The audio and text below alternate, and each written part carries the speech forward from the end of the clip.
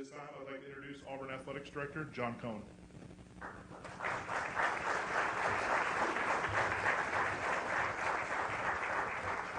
Good morning. We appreciate all of you joining us here on a Tuesday morning. First of all, before I get started, I want to recognize Coach Carnell Williams, who did an incredible job as our interim coach and just a tremendous job as a leader, not only for our football program, for our university as well. And where's Carnell? Hey.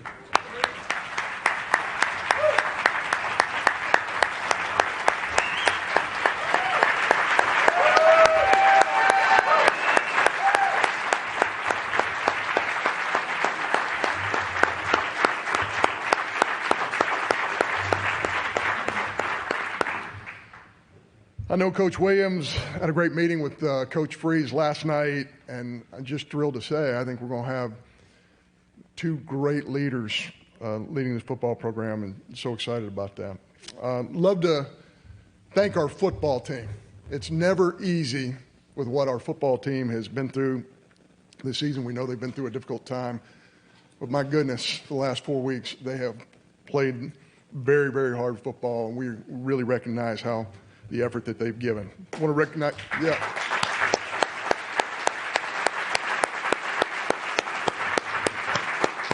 want to recognize Dr. Chris Roberts, who's been incredibly supportive throughout this process as well.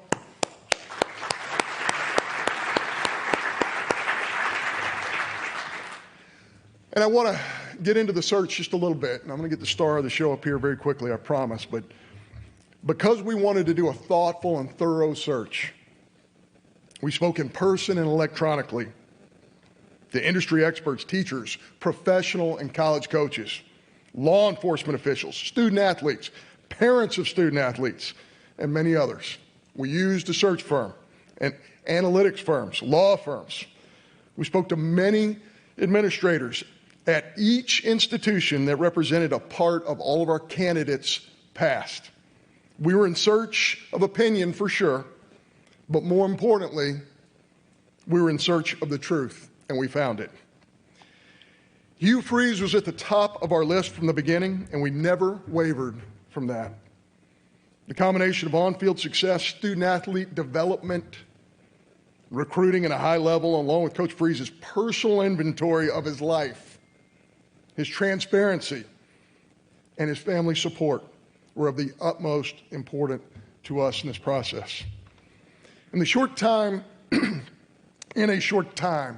I've become highly influenced by the Auburn Creed, and I refer to it often. As the Auburn family knows, the Creed states that we believe in hard work. Hugh Freeze was raised on a dairy farm.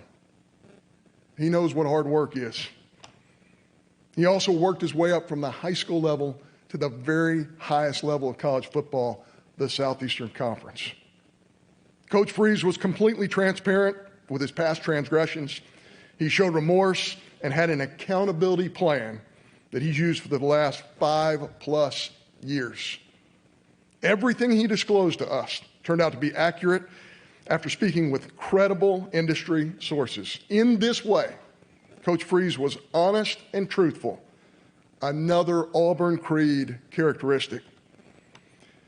Coach Freeze presented to us a detailed written plan that he has for each of his student athletes and directly involves their future, a preparation for a career after football.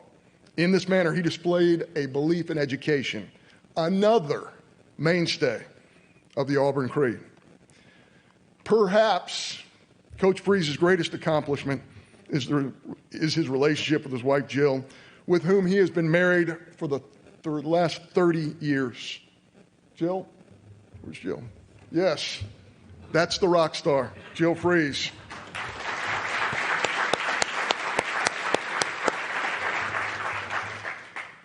We also want to recognize and really thankful that they were here today. Reagan and her husband, Ryan, Jordan and her husband, Mark, and Madison. Welcome to you all.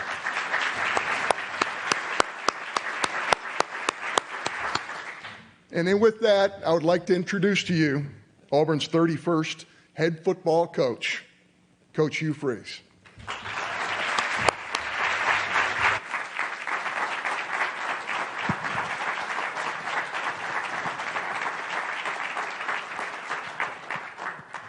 Thank you very much. Man, what an honor. War Eagle. War Eagle. And good morning. And before I start my comments, I'd also like to just take a few minutes to, I'm so glad that the schedule for me at the end of the year married up with being able to witness your final few games here. Because what I witnessed, I thought, was one of the most outstanding jobs of leadership that I've ever witnessed in college football. Being in this profession, I know how hard it is to finish seasons, even when you're doing well, even when you're bowl eligible, much less finishing a season playing with enthusiasm and passion and desire and excitement and having fun, like what I witnessed when I turned on the Auburn football games. And to me, it was a direct reflection of Cadillac and his leadership and how he led the staff. And those young men, I thought, was a brilliant job. And so it became very easy when I had my meetings with A.D. Cohen, John, and Rich, and the other guys. I'd already done my homework on people that we had in common, friends, and I knew my first priority was I have to have Cadillac along my side to help me drive the culture of Auburn football. And that meeting last night just solidified everything that I've heard and witnessed. And I went to bed feeling really, really good last night that Cadillac is going to be our associate head coach and running backs coach. And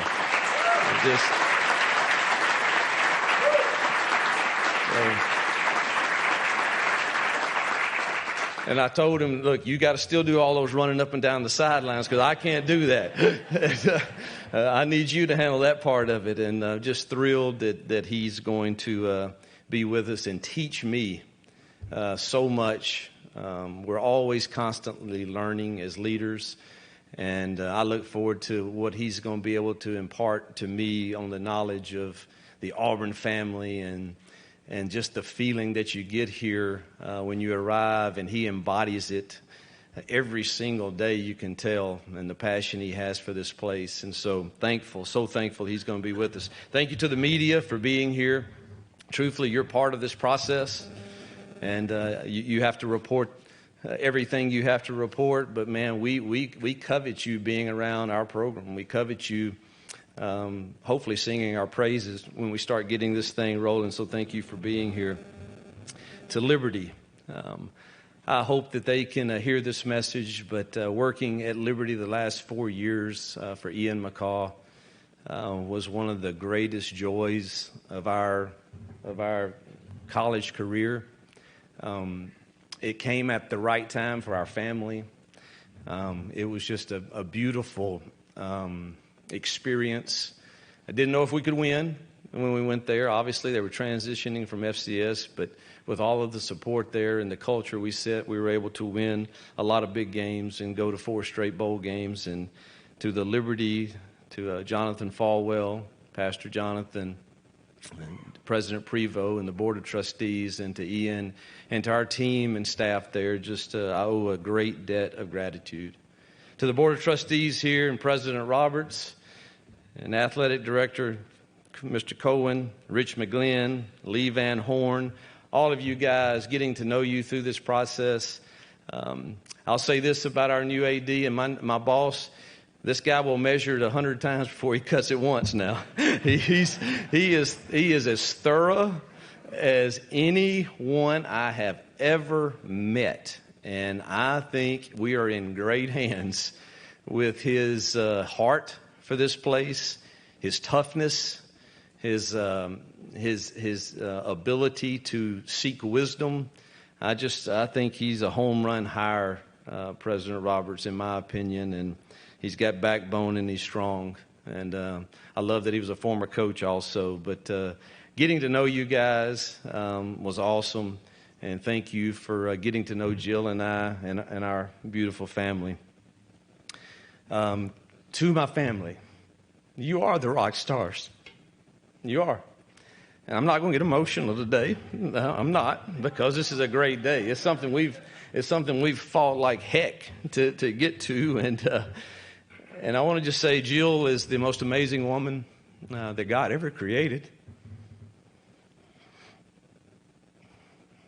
And I have the most beautiful daughters and son-in-laws, even though I didn't like giving them away to them, and I told them that.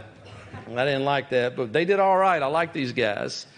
But the toughness and grit that my wife has, to be a coach's wife, number one, and then to go through some of the things we've gone through, and the toughness of my children, and the love that they have for their father is the most humbling thing that I've experienced. And man, what a strong family the Freeze Five are. That's their text strand, the Freeze Five. And this journey we've been on in the college game, how incredible has it been? And we all end up in a place together because Jordan and Mark actually live here. And now we get to all be together, and family is everything to me on this earth. And I'm just so grateful for each of you and all of your strengths and your beauty and your grace. So just honored that you are so strong with me. And in the words of Eric Church, we got another great view here that we get to dance to after wins. My parents, they're the hardest working people I've ever known. My dad's full of toughness. My mom's full of grace. And he was the kind that if you got in a pond and you had snakes all around you, and get in there and get it done. And I didn't have an option. Go get those cows. And that was that was every day of the year. And I learned hard work and toughness from him, and love and compassion from my mom. And they are here all the time. My uncle's here somewhere. He's the same back there. And he's the mayor up in a town in Tennessee. And he comes to all our games. And here's what I hear from him after every game. I tell you what I'd have done. That's what I get.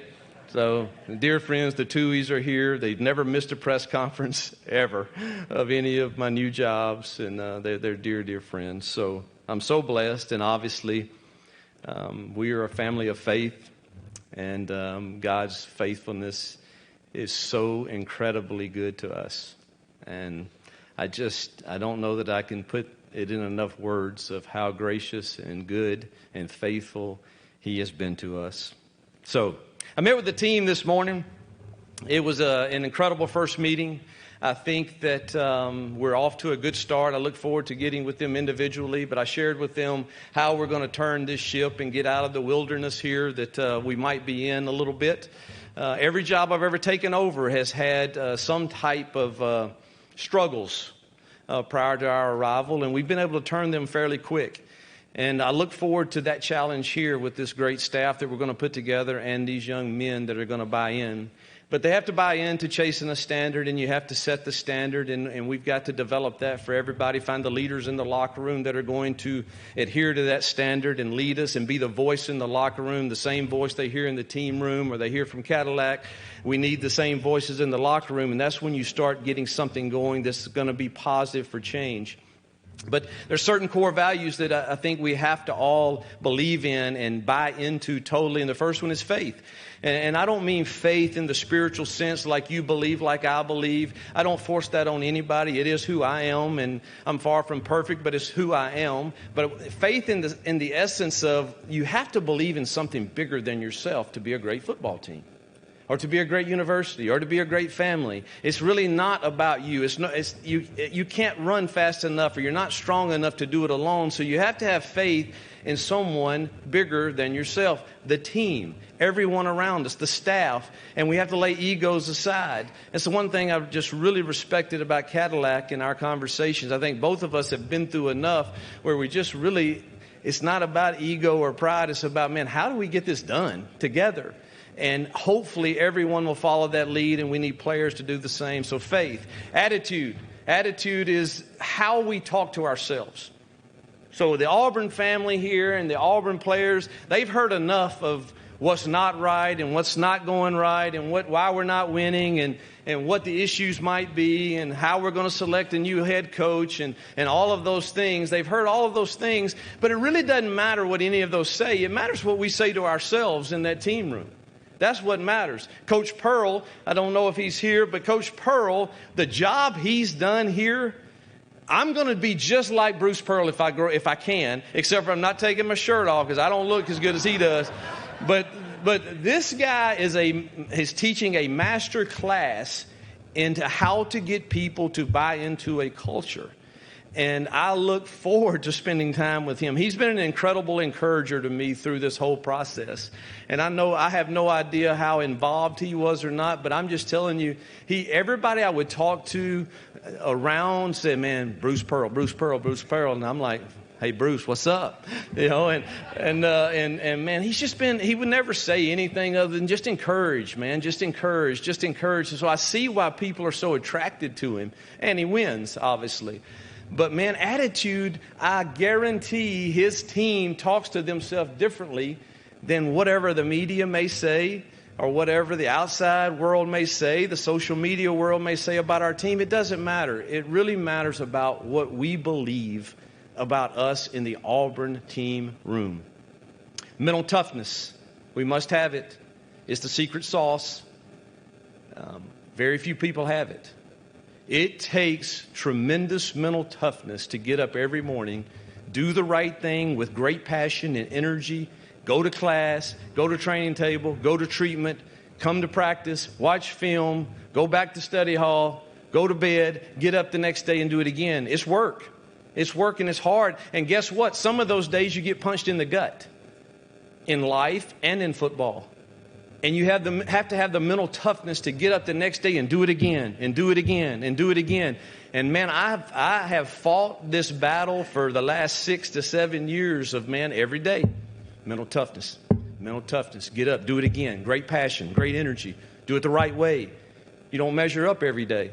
Neither will our players, neither will our coaches, neither does anyone. And you have to look at your life at the end of the day, and that brings me to our next core value, which is integrity.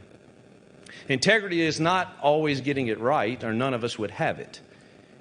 It's really when you don't get it right, what do you do? And you look at the end of the day of the film of your game, the film of your practice, the film of your life, the film of your decisions, and they don't lie. And you have to own that at the end of the day. And guess what? Sometimes there are consequences when you don't get it exactly right. We fumbled the ball 8 times. You're probably not going to win. There's a consequence to that. You made a really poor decision. There may be a consequence to that. And that's okay. It's not great, and there may be consequences. You must accept those consequences.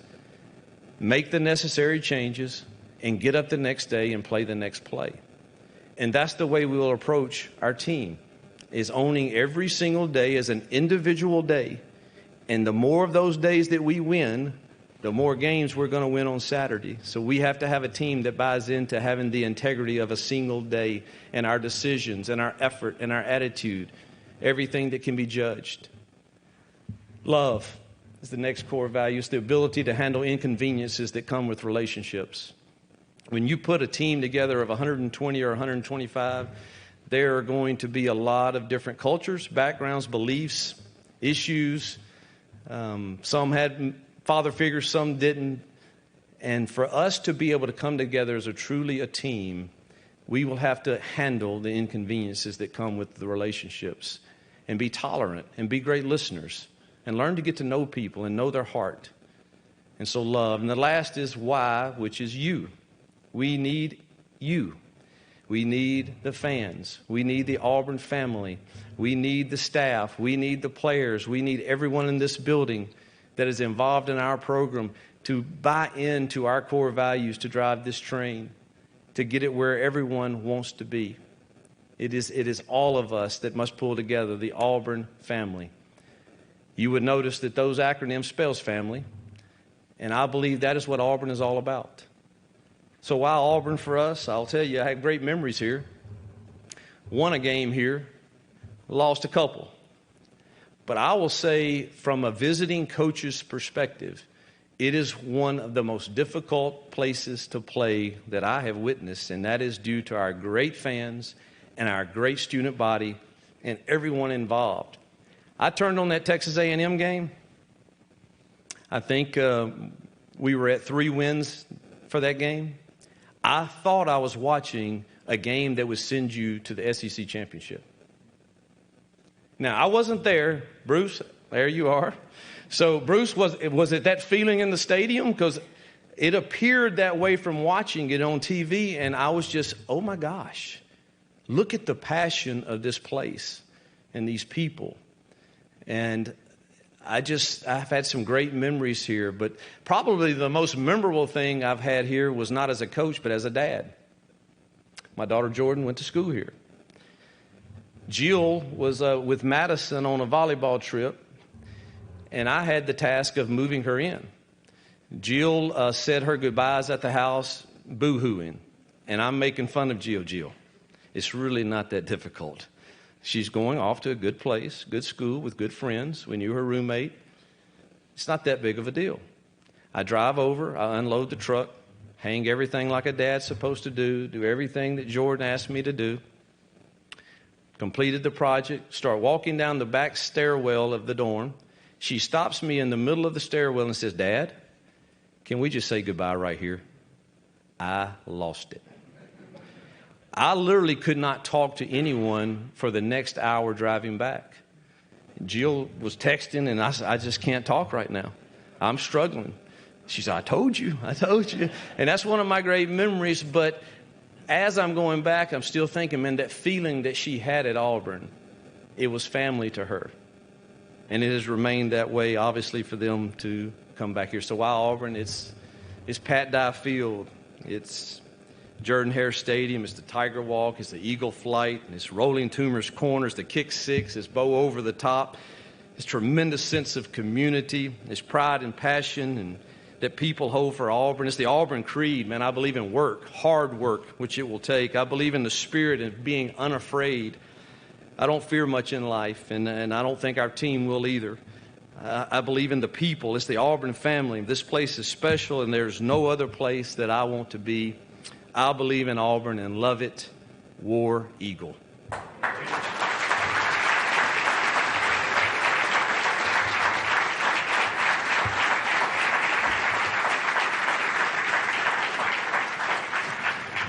We'll begin our Q&A session. Members of the media, if you'd raise your hand, we'll get to as many of you as we can. We'll pass microphones. Please identify your outlet as well as your name, and pass the mic on once you've asked your question. First one, front row, Jason. Jason Caldwell, Auburn 247. You've referenced Cadillac a bunch already. How valuable is having someone like that in this transition to help everybody involved in moving forward? I think the words I used last night to him, I don't know if I had to plead and beg, I don't know, but I was planning to and went after it, and I think the words were just, you're invaluable. I need your wisdom. I need you to tell me about the players. I need you to tell me about the building. I need you to tell me who is really vital to us really getting this program back to SEC championships. And I think the word I would use is invaluable. I don't know that I can describe it any more than that. Third row.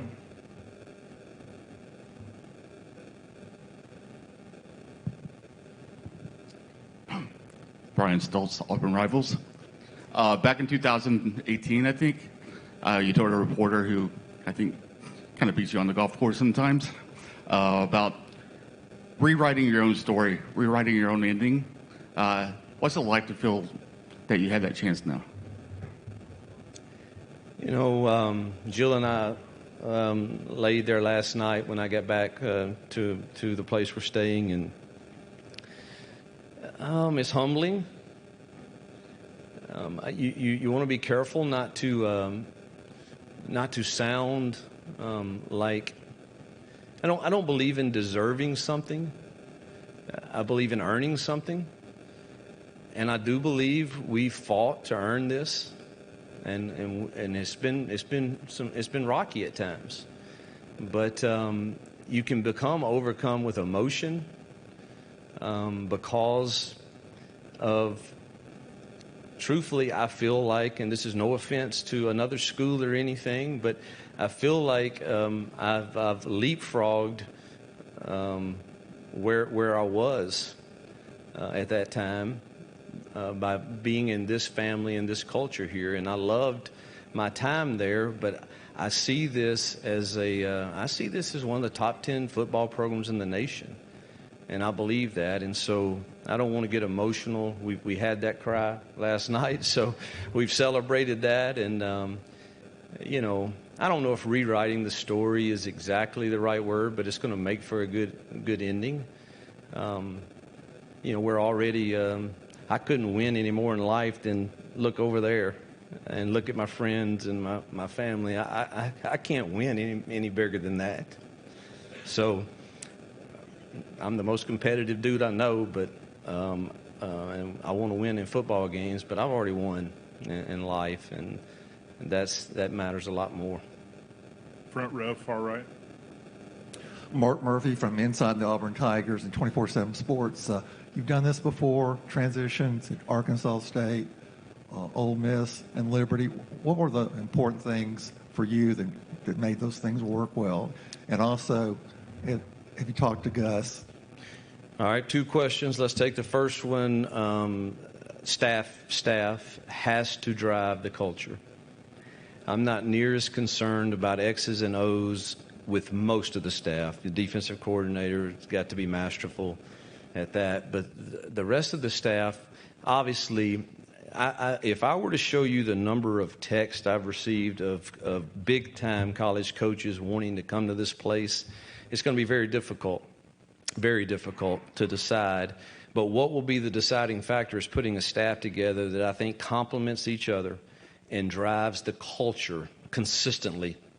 There is none of this, well, that's a suggestion. No, it's not a suggestion. This is how we do it. And it's proven to turn programs and work everywhere we've been very, very fast. And so I think getting the culture, the buy-in from the staff to drive the culture is the biggest priority. Obviously, the first priority will always be our players. So I've got to jump in as soon as I can and try to handle both of these at the same time, and getting to know our players, watching tape, finding out where we need to plug into the roster and get in the portal or where our high school recruiting's at. And we're short on time. We've got to get going and get going fast. But those two, our players are the priority always. I have an open door policy for our players. They can come to my assistant and say, I'd love to see Coach, and I may be in the offensive film room. She knows, come get me. Because players have the priority, and my relationship with them is paramount to me. I want to win their heart, and I'm going to be dead truthful with them about where they are. They'll never have to wonder, but at the end of the day, I should be preparing them to create value for themselves for the time that they're with us, because football is going to end. And if we waste all of that time worrying about just the scoreboard and just how many touchdowns he threw or ran, and not creating value for them for life after football, boy, we've missed the boat. And so I've got to have a staff that drives that, because our players are the priority. Last question, Gus. Yes, Gus is a dear friend.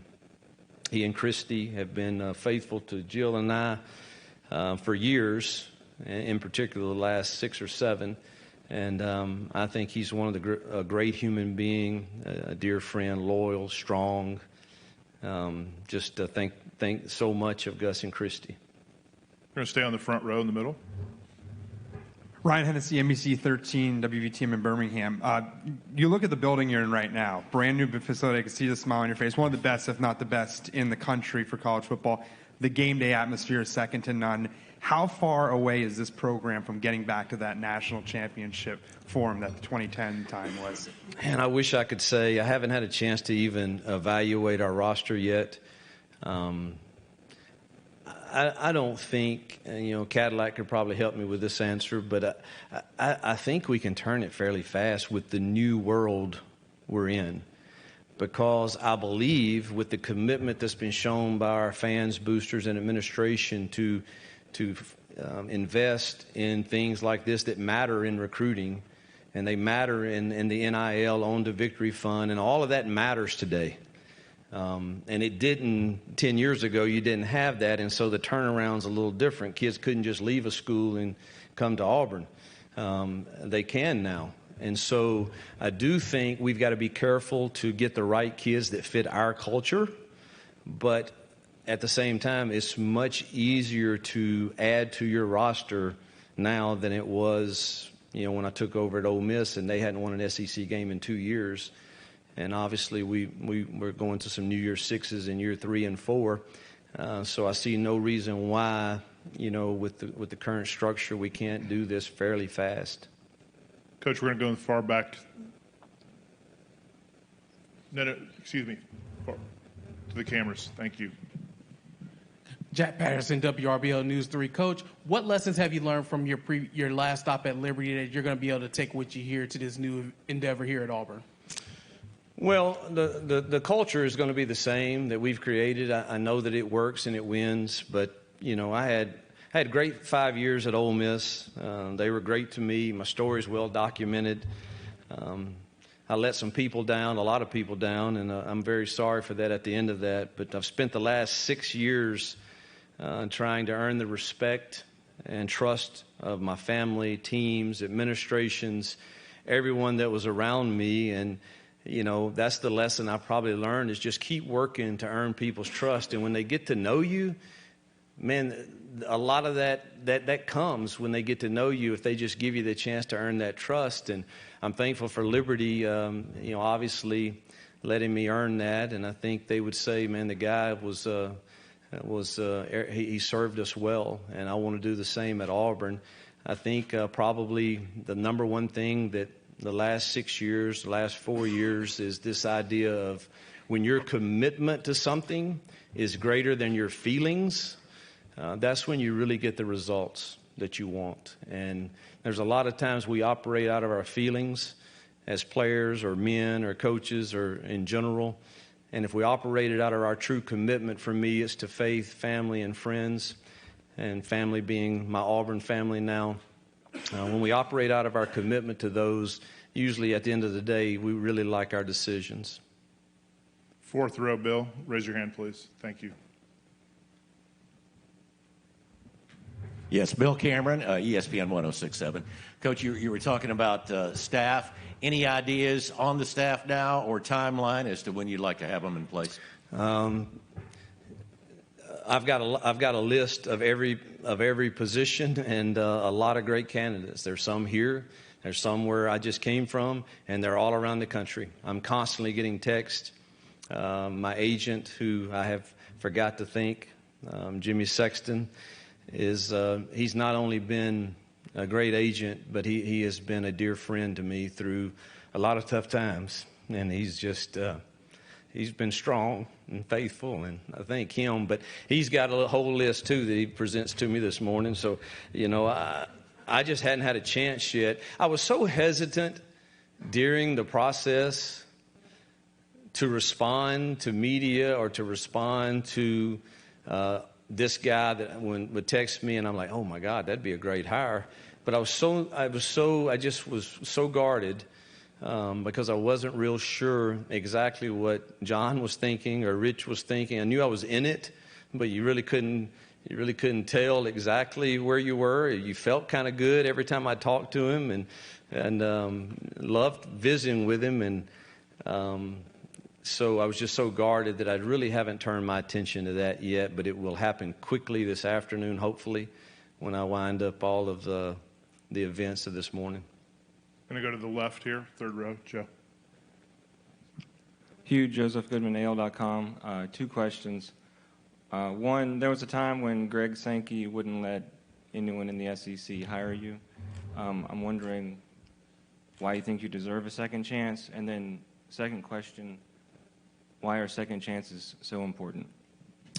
I'm not sure that's accurate about Commissioner Sankey. I would have to. I've had a really good, honest relationship with him through all of it, and I think he's never done anything but shoot me dead straight and tell me what he thought was best, not only for the conference, but for me.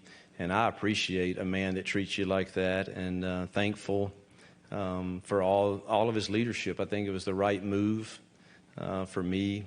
As far as second chances, man, I don't know anybody in this room that doesn't deserve a second chance. And truthfully, if everybody's life was documented as mine, it would probably be uncomfortable for a lot of people. And I don't know if deserve is the word, but I sure am thankful for grace and that I do get to keep fighting every day for another chance.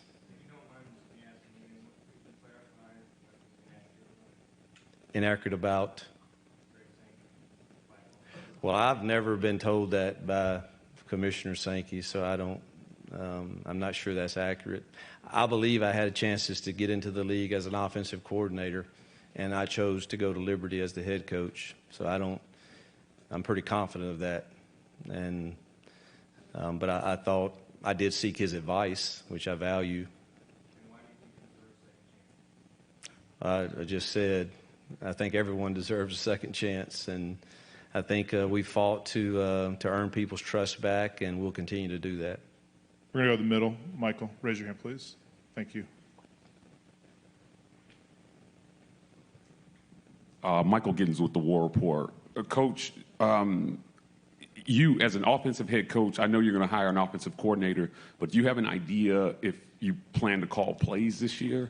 And also, second part, what is your strategy for utilizing the portal? Auburn is going to have some attrition at different positions. Yeah. Question one, I've called the plays my whole career. I honestly, sitting here today, am contemplating if maybe in the new world of rebuilding the Auburn football team and the work that's going to take to capture the players and recruit, maybe I should get some help in that. And really what kind of spurred it on, truthfully, is some of the text I've gotten. And I've watched them, and I'm like, wow, they're really good at what they do. And probably better than me. And I think I'm pretty good at it, but I'm honest. And when I watch some of their games, I think I could really help them with their red zone, and they could really help us with everything else. And so I'm wide open right now and looking forward to having some of those discussions with these candidates. Your second question was the portal. I think year one, portal will be a big priority. And again, this is without me talking to recruiting yet to find out kind of where we are with the high school recruits. I do believe in building it with high school kids and filling in with portal. Can we do that in year one? I'm not sure yet, so I would anticipate it being heavier toward the portal. We're going to go to the right, third row, John. Morning, Coach. Morning. I'm sure you're aware there's been some backlash from fans on social media and everything about your hire based on the past. What would you say to them, and how can you win them over? You obviously won over the president and athletic director. The same thing that I've kind of said is, please give me a chance to earn your trust. Give me some time, get to know us, get to know our family, get to know the truth of our story.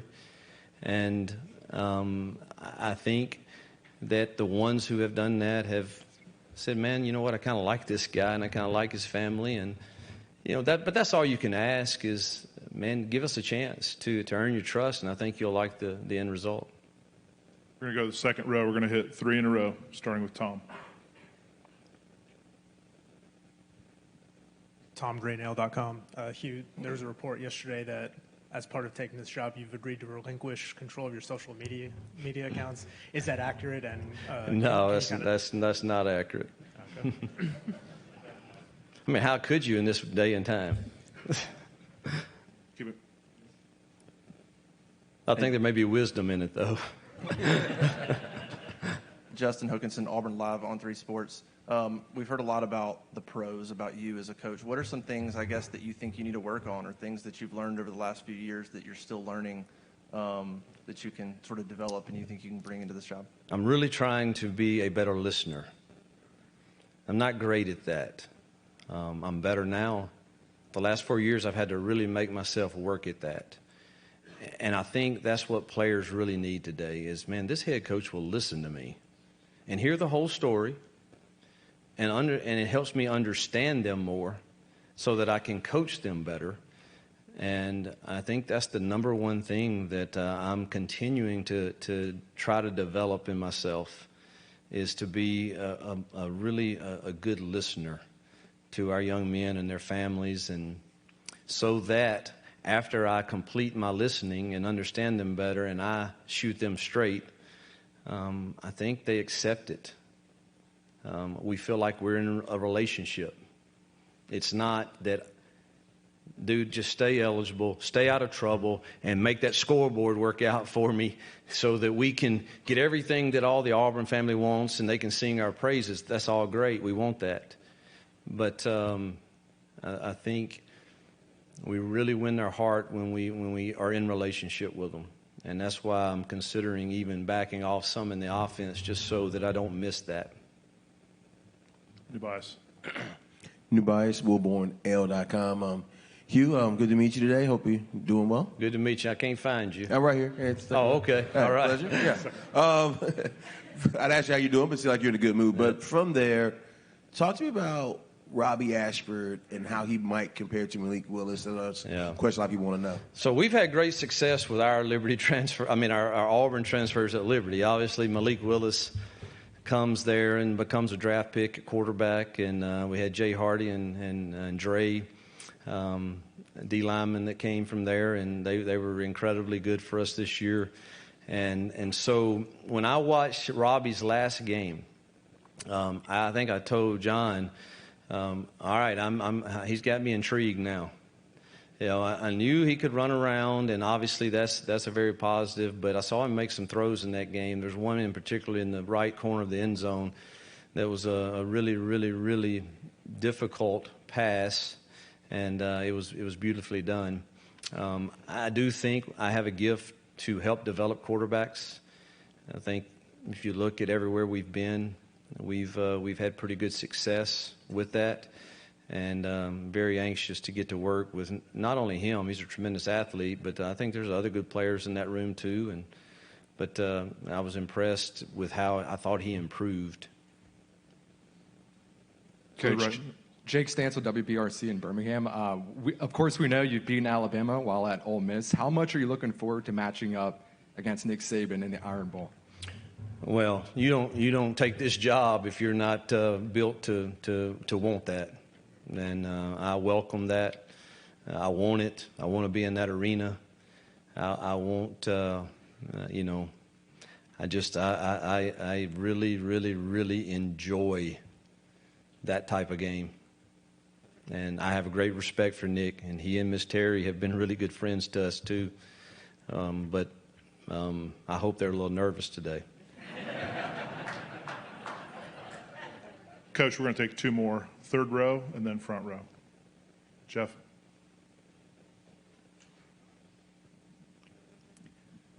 Hi, Coach. I was wondering if, Kirk, is John available to answer a question? No? He will not today. Sure, that's but if okay. you can identify your name and No, affiliation. Jeff Thank Spiegel, you. ABC 3340 in Birmingham, Coach. Are you surprised at the backlash that has occurred from all this? And I know you've already addressed like how you're going to handle that, but how difficult of a process do you think that's going to be to win over the entire Auburn fan base? Truthfully, I really don't know the magnitude of backlash because, believe it or not, I just hadn't been on any social media in the last 3 or 4 weeks.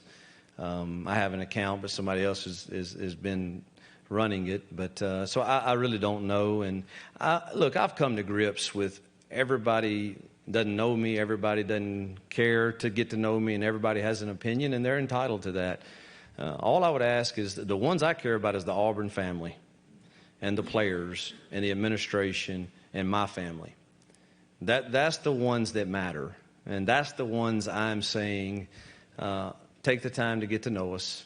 And as with anyone, all of us have made a mistake before, and I think how we have handled it as a family and how I've handled it as owning it and moving forward and playing the next play and working to get better and learn from it, that's all I can do.